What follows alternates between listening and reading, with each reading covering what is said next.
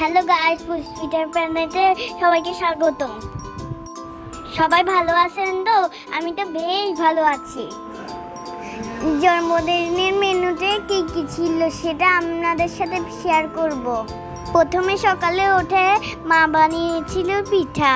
প্রথমে যেই চার পরোটাটা দেখছেন সেটা কিন্তু আমি খাইনি, আমি তো ছোট তাই। এরপর দুপুরবেলার মেনুতে মা করছে দেখছি পটল ভাজা, কাঁকরোল ভাজা এবং একটি শাকের বড়া। এটি খেতে কিন্তু দারুণ। ওই এটা কিন্তু শেষ নয়, মেনুতে কিন্তু আরো অনেক কিছু ছিল, আমি এক এক করে বলছি। এরপর দেখছি মা বানিয়েছে মাটন রেজালা। আমাদের এক্ষুনি জিভে জল এসে গেল আবারও।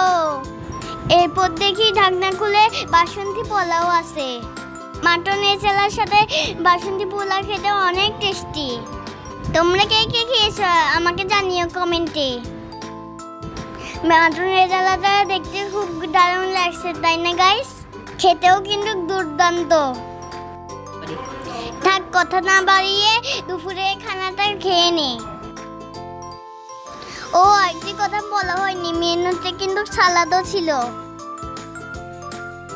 চলুন তো বাসন্তী পোলাওর সাথে মাটন রেজালাটা খেয়ে দেখি। দারুণ, খুব টেস্ট হয়েছে। ভালো মন্দ পেট পুরি খেয়ে দিয়ে এবার বিকেলে খেলাম নুডলস, যা আমার ভীষণ প্রিয়। নুডলস তো আমার ভীষণ প্রিয়। এর সাথে আমি একটু সস দিয়েও খেয়ে নিয়েছি। তারপরে আমরা খেলাম মোমো, বাসায় বানানো মোমো। অনেক টেস্ট হয়েছে মোমোটা। আপনাদেরও কি খেতে মন চাচ্ছে এমন মোমো? অনেক জিভে জল আসতেছে আমার খেতে শুধু। এইবার মা বানিয়েছে আমার ভীষণ প্রিয় পুডিং, আর আমার চকলেট কালারটা দেখে খুব লোভ লাগতেছে। এটাকে নাকি ক্যারামেল পুডিং বলে। ক্যারামেল পুডিং খেতে অনেক টেস্টি।